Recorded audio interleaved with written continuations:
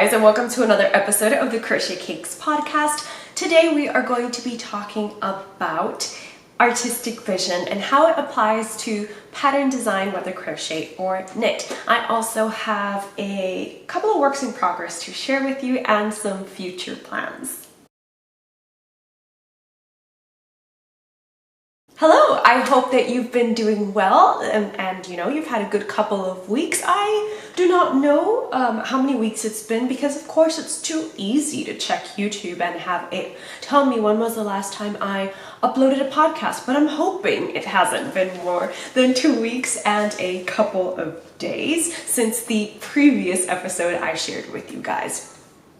So what can I tell you? It was the 4th of July this past Sunday, and you know, for those of you not of the United States, it's the day where the United States celebrates its independence and so on and so forth. If you celebrate, I hope you had a good 4th of July, and if you don't celebrate, well then I hope you had a good Sunday. Me, I celebrate in the sense that I celebrate in the hope that we will all have freedom and equality one day, so that's how I choose to interpret my 4th of July celebrations. And of course, they're deeply rooted in my childhood because my mom was born and raised in New York for the first 15 years of her life, so it's a holiday that we celebrated at home a lot.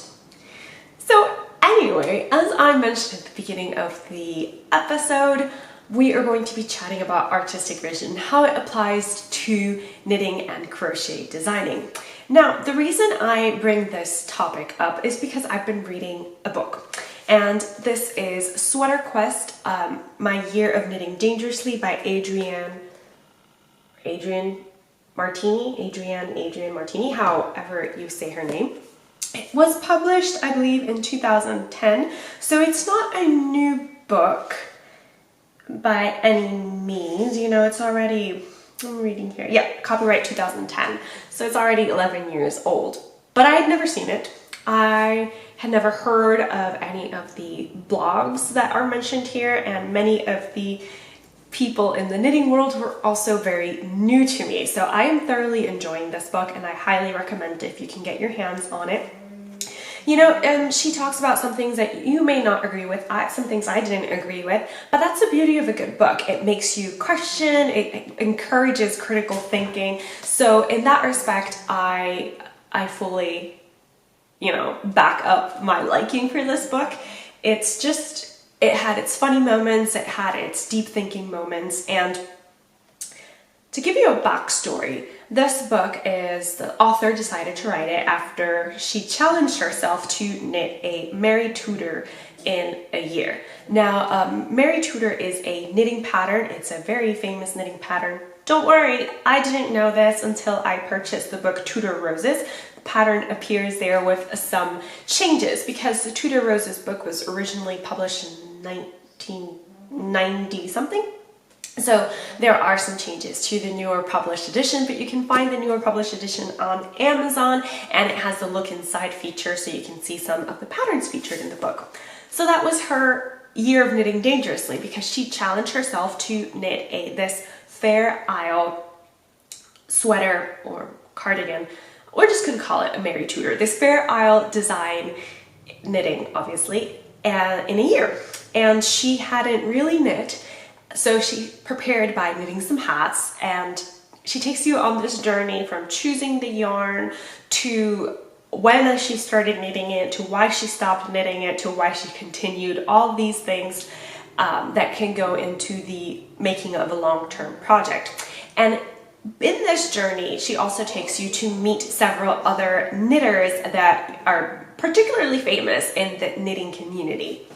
And throughout it, she has these very, very nice conversations, and they're all, you know, different types of knitters in the sense of their jobs. So some come from yogi backgrounds, some come from a writing background. She herself is was at the time of writing this book, a freelance writer. And, you know, it kind of takes you of the beginning, or what I consider the beginning of the knitting community online, which was 2008, 2010. That's when you really see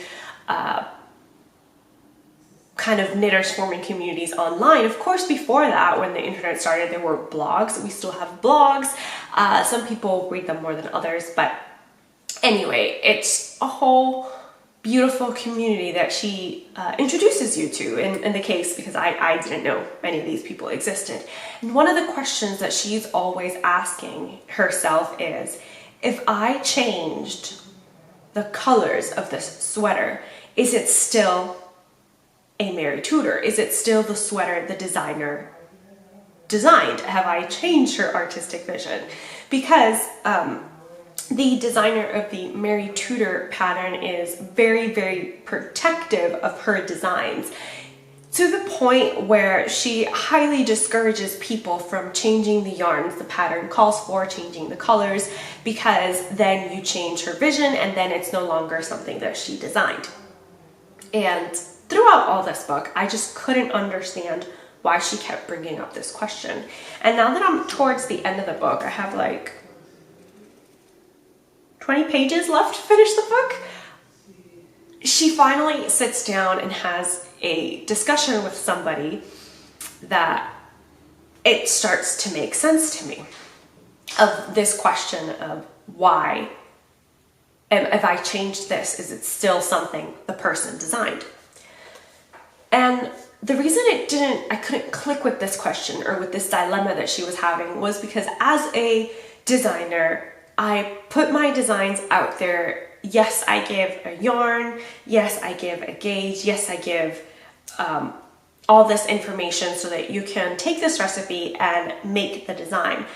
But I always have the idea that people are going to make it their own. And what I mean by that is they're going to change the yarns that I've used. They're going to add length. They're going to take away length. They're going to make longer sleeves. They're going to make shorter sleeves. They might decide to go sleeveless. They might decide to take the stitch count and the measurements and make a vest instead of a sweater.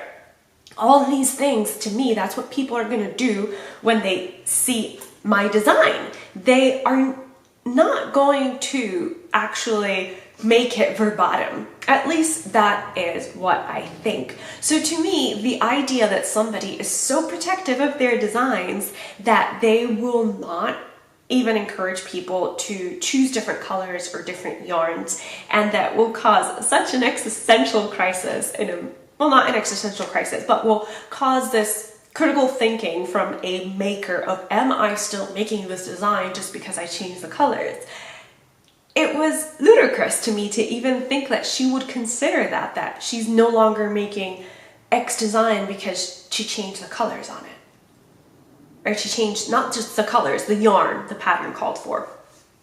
Because the yarn that the pattern had originally been made in had been discontinued.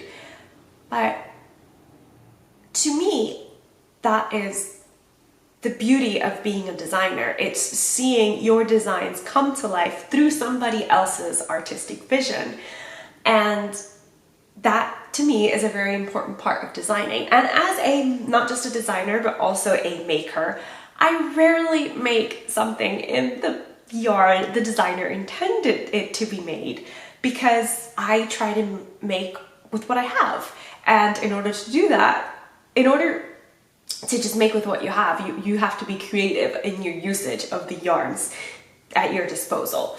Some patterns I might actually go and buy out the yarn the design called for if I have the money to spare, and if I like the yarn and I cannot visualize it in any other colors or yarns except with those the designer chose, then I'll take that plunge and I will buy the yarn that was intended.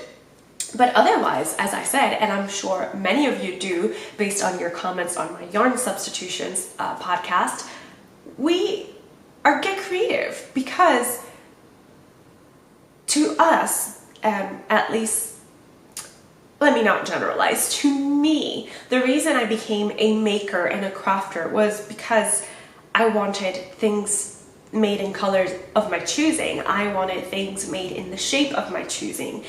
And that leads us towards artistic expression. And one of the people that she talks to, one of the knitters that she talks to, called Stephanie Pearl McPhee, I'm pretty sure her name is. I'm going to read this excerpt from It's like the argument, is knitting art or is knitting craft? For me, it's the terrible wishy-washy answer. It's both.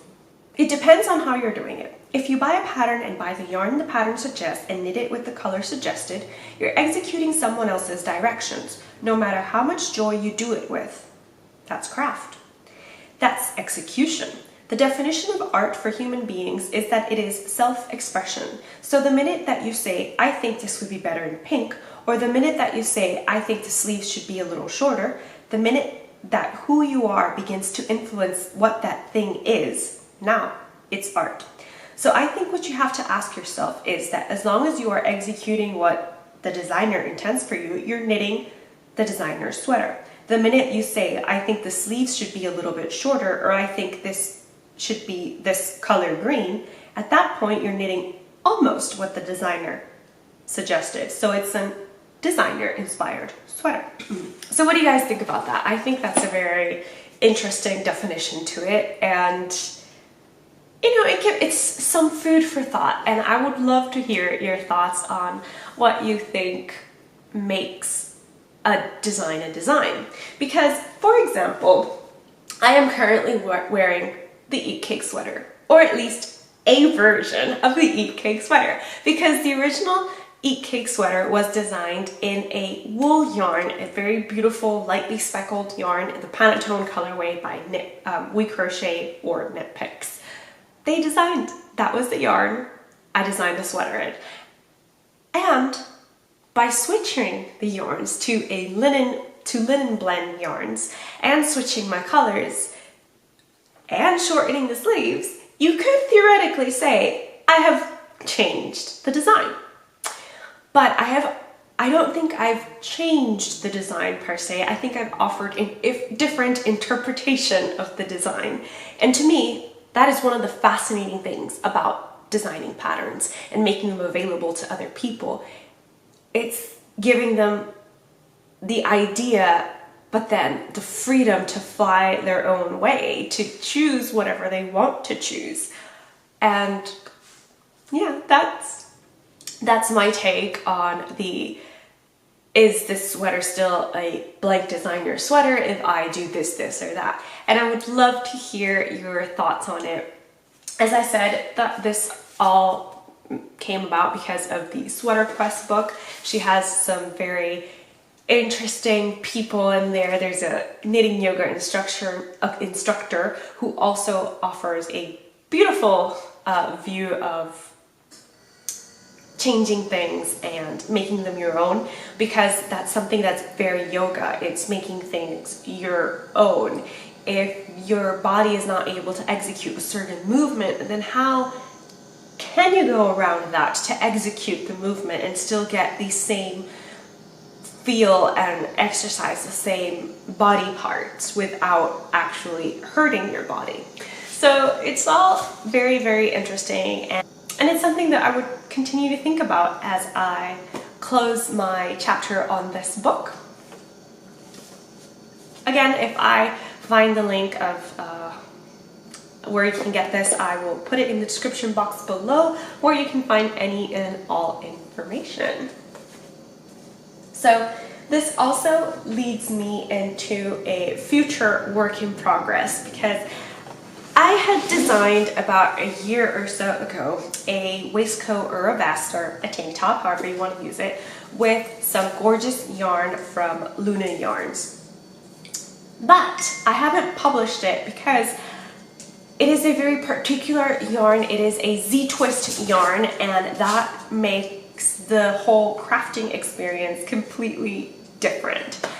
The stretch is affected, get everything, and it's beautiful yarn to crochet with, don't get me wrong, but I know it's not accessible to everybody. So I made a couple purchases to try out this pattern with these different yarns and see what comes up, because I may have to change it, or I may have to put notes on how to alter it. So I purchased the Comfy Color Mist, which is a We Crochet official yarn, and it is worsted weight. It is 75% Pima cotton, 25% acrylic. This is in, oh my god, it's something worm. The color is something worm. I don't remember the name of it right now, but it's basically an off-white base with strands of this lime green going through it. So of course you knew that I had to pick it up. It has those stripes of lime green, but it also has those kind of greeny speckles as well. So it's a beautiful yarn, and I've already crocheted with the fingering weight version of this yarn, and I love it. It's very soft and it's perfect for summer. And even though this is classified as a worsted weight, it's got 219 yards per 100 grams, and the colorway is right at the front. It's inchworm. So I've purchased that one, and I've also purchased some wool of the Andes worsted weight in the color Almond, which is, I think that's pretty self-descriptive. It's like a tanny, creamy brown. So like the skin of the almond, not like the almond after you've peeled the skin. That's the color we're kind of working with here. Sorry for all the noise. My dog is just, the blinds are open, but he's insisting on looking between the blinds to call my attention to the fact that he's there. Okay. Anyway, so this is the wool of the Andes. It's also a worsted weight wool, 50 grams, 110 yards. So that's 220 yards per 100 grams. And I've purchased these two to try and, not to try, but to see how the pattern Autumn Flame works up in these yarns, to offer you different choices on how to make it, and hopefully even a summer version, because that's what I'm going to be working up really soon. I've already caked one up. In fact, I've already done a reel with it if you checked it out on Instagram. It's just a fun little reel about when you decide to make a new project. So these are some purchases, but they were purchased with the idea of offering a different vision for a design. And that closes the different artistic vision for crochet or knitting designs portion of this podcast, and we will now move on to some works in progress. So I actually have a finished item before I get into works in progress. I do have a finished item. I'm just not sharing it with you yet because I want the reveal to be big. I want the reveal to be big. So I will share a little sneak peek picture here of that design. It's currently being proofread and tech edited, and I still have to actually finish a portion of the grading just to make sure all my math adds up. So math, whew, yeah. Right, but anyway, I am working on 3 things currently, and more like 2. So let's start with some knitting. So knitting wise, living in this Alice in Wonderland bag with flamingos on the inside. How cool is that? You kind of already know what this is, I think, or you may not, because like me, you're forgetful, and why would you remember what I make when sometimes you can barely remember what other people, whatever. I think I understood what I was saying. So I'm making the second sock for the open socks, and this is a pattern design by Emma Potter and Bloom, and this is a Alice in Wonderland self-striping inspired yarn. So we've got the blue from her dress, the white from her apron, the peachy color from her skin, the yellow from her hair, and the black from her headband, all striped in this pattern or sock. Now, sock number 1 is just a tube, as you can see, but I knit it too small for my foot. And I just had the crazy idea last night that what I'm going to do is I'm going to pick up my stitches, and then I'm going to cut the toe off, and I'm going to crochet the toe. Because this crochet toe will definitely be bigger because my crochet stitches are bigger than my knit stitches, and I think that will make for a fun experiment as well. And I still need to cut the toe off, so whether or not it works, I've actually done what I was supposed to do anyway to make the sock longer, so I thought that would make a very interesting video for you guys, and I will work it up into my schedule, which is getting very, very busy. And I know a lot of people don't really craft in the summer, but I had a lot of good ideas, or ideas of things that I've been wanting to make for a while and just haven't gotten around to them. But anyway, I am working up on the second version of, and I call it the second version of the open socks because this was not the yarn Emma intended for it to be knit with. You know, she provided a very gorgeous yarn as well. So, offering interpretations here. But it works so beautifully in a self-striping yarn, and it's like a broken open rib, but this one really is my interpretation because I completely forgot that the pattern is knit in a 1x1. It's knit cuff down, so you start with a 1x1 rib, and here I forgot and I started with a 2x2 rib. So I changed the yarn, changed the cuff, but I still think it is an Emma Potter design because she's the one that came up with the stitch in the sock and in the round and an idea to work it in the round, so all credit goes to her for that.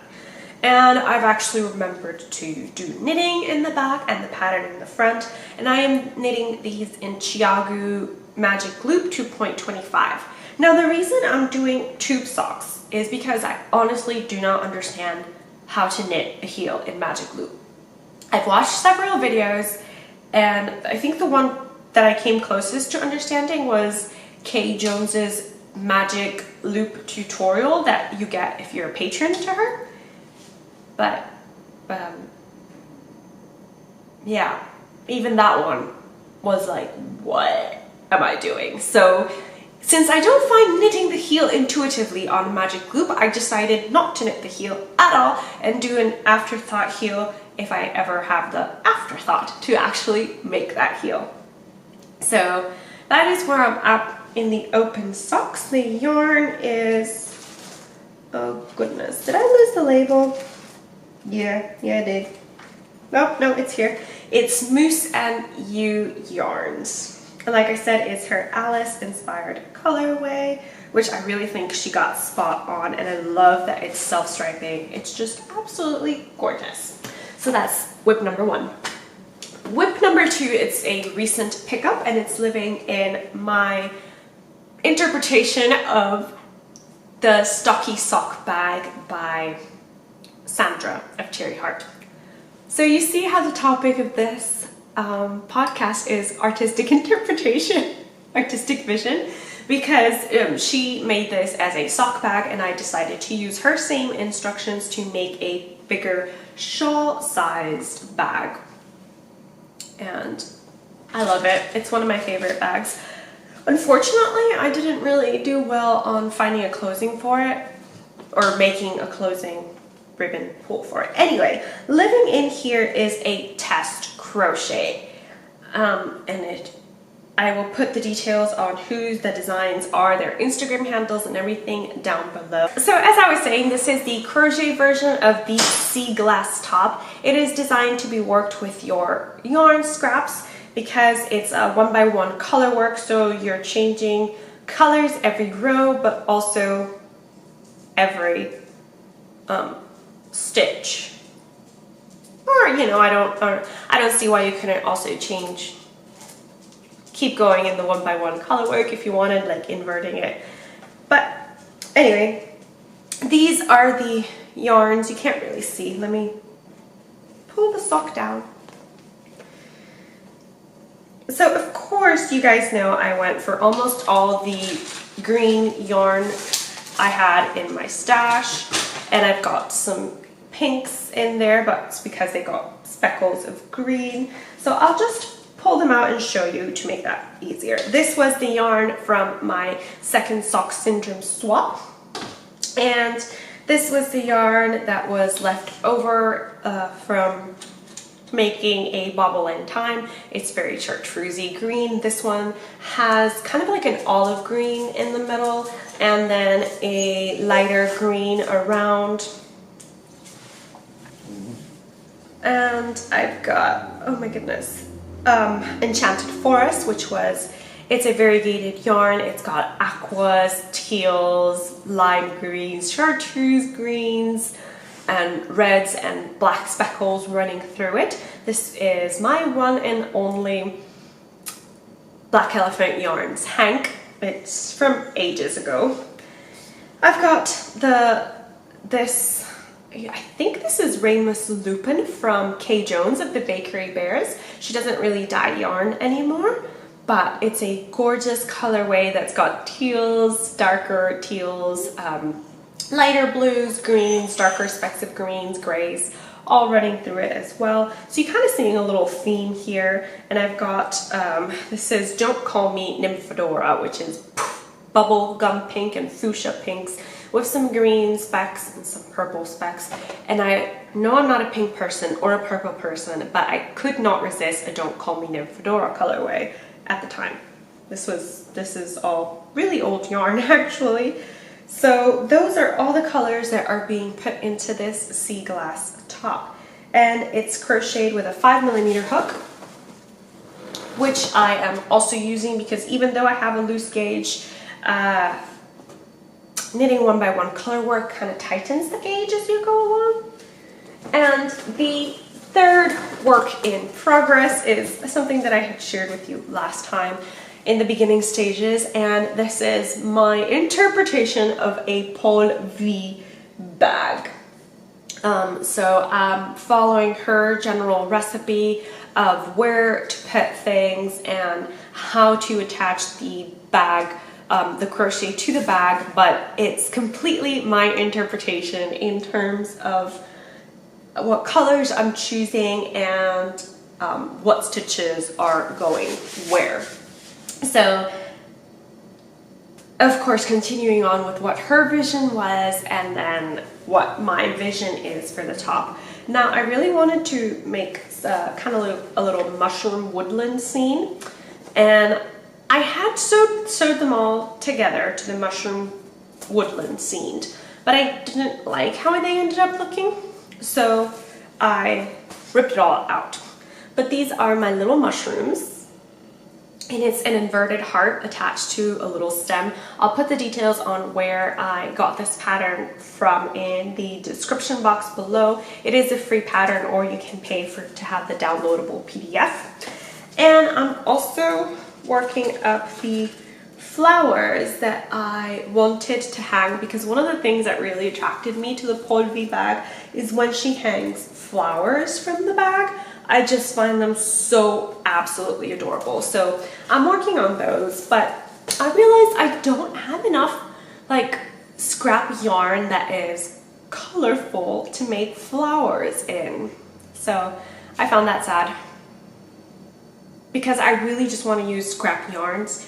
I don't want to purchase new yarns for this bag because it's meant to be a scrappy bag that sort of matches. So here I've attached it with a blue, tealy blue yarn, and I've done some bubbles in a fuzzy yarn, so you really can't even tell they're bubbles, but it's really fun.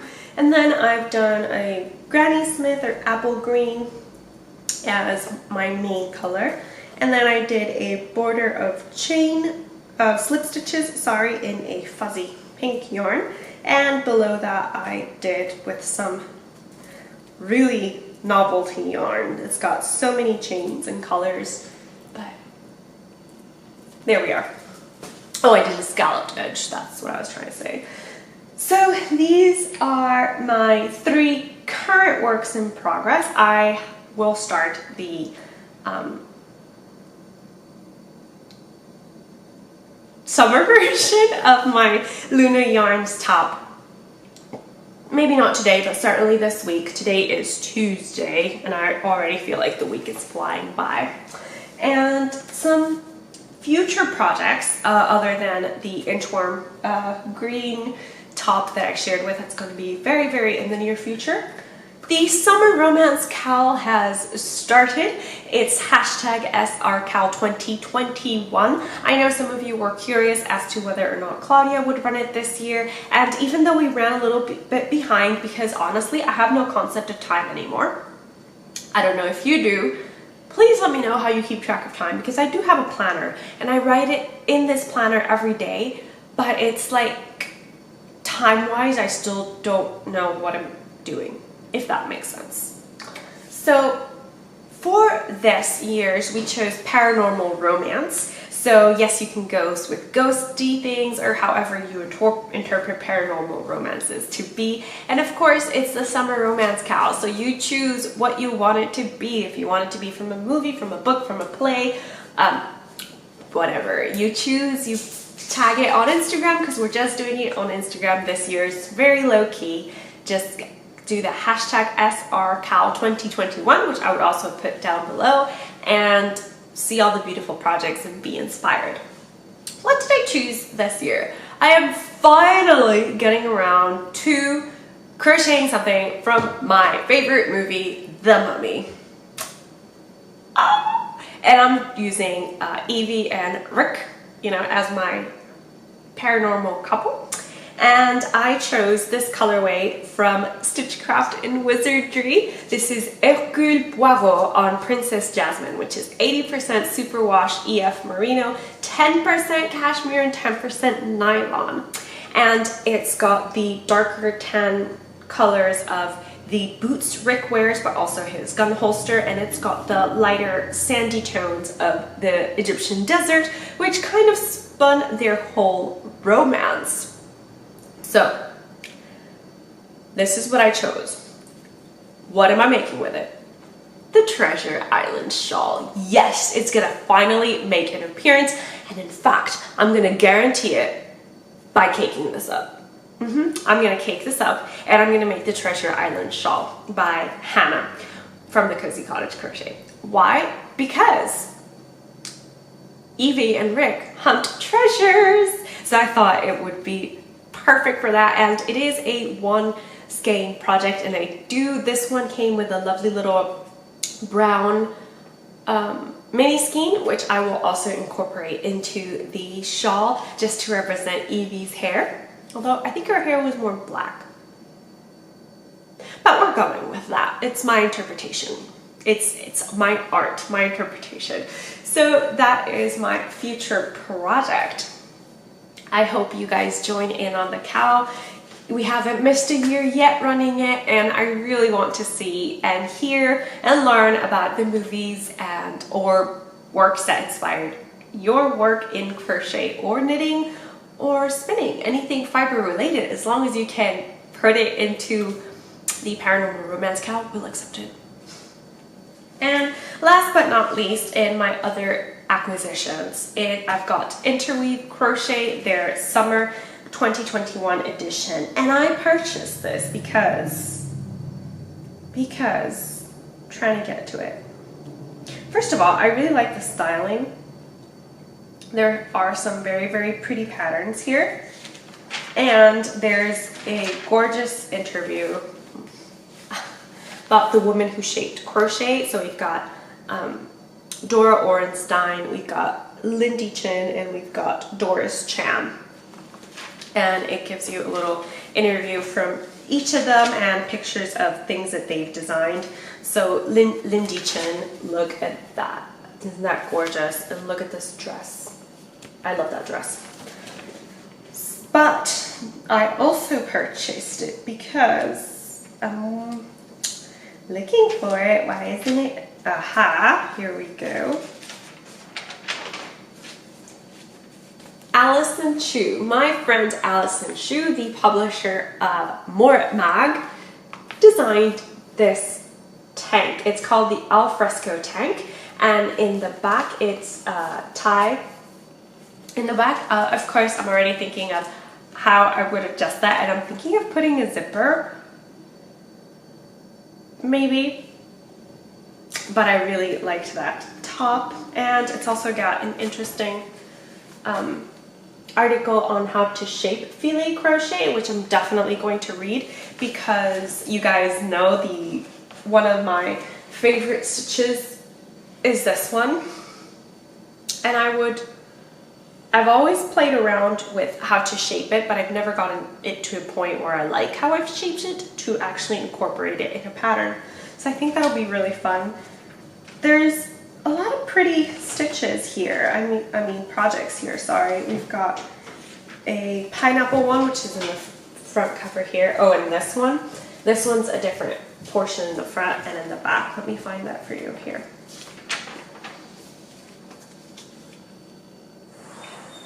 It's got some very pretty projects. I don't think I will be making all of them.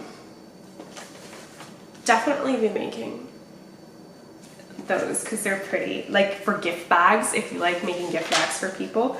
Oh, and look at these. Yeah, those are C2C placemats, and I think they're gorgeous. Oh, and the Shaping Filet article gives you some practice swatches to work with. So, yeah. And the other one that I really want to make, so I want to make the alfresco tank. I want to make those pineapples. And the other one I really want to make is this bag. I just love it. I love the yarn that they've used. I'm pretty sure, yeah, they've crocheted over jute, really thick jute. I don't know why I say I'm pretty sure. I could just look up the instructions and it'll say it, right? But anyway, there are some very pretty designs here. Oh, and there is one my mom really liked. What is this one? I really like it too. It's made in linen yarn and it's just very, very beautiful. So yeah, all in all, I'm very happy with the purchase. It was funny because I purchased it from Joann's, right? And I went with a 20% off your entire order coupon. And the coupon didn't apply to the magazine. And I was kind of really put out because the magazine was not on sale. And there was no fine print that said that the 20% off your entire order coupon didn't apply to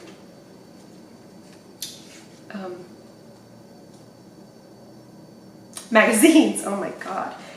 So yeah, anyway, it's a very pretty issue and there are a couple things that I want to make from it. So it was $9 US and I'm definitely going to be making the alfresco top, so that's one. I do want to make the pineapple bag, so that's two. That's already $4.50 for each pattern, which is very, very affordable if you think about it that way. And I have 2 articles that I'm going to enjoy reading, so we can also count that in there. And then we've got that bag that I want to make, so that's 3. So that's basically $3 a pattern plus 2 articles that I do want to read. Oh, that's so cute. It's got like summer accessories in there. So yeah, if you're interested, I'd say grab yourself a copy and have fun crocheting the things in Interweave. And that is it from me today, guys. I've shared. Let me know your thoughts on artistic vision for crochet and design. When does a design stop being something that the designer made and when does it start being your own? These aren't clear-cut questions, but I do want to know your thoughts on them. And I hope that you guys had some fun here with me and that you got to crochet on or knit on something that you're really excited about. And I will see you in my next video, which is going to be the second portion, second part of the Shield Maiden top tutorial, which will be coming to you this week. It's going live on my Spanish channel today. I'm just editing the captions for that, which, Lord, that takes a while. But anyway, guys, happy crafting, and I will see you again. Bye!